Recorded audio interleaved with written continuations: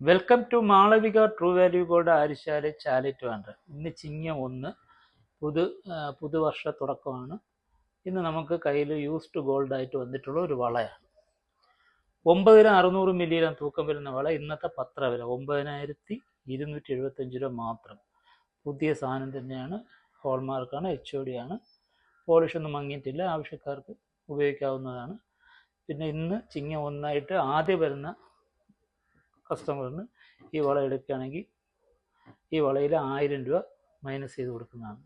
അതായത് 88,100 രൂപ മാത്രം. ആവശ്യക്കാർ കോൺടാക്ട് ചെയ്യുക.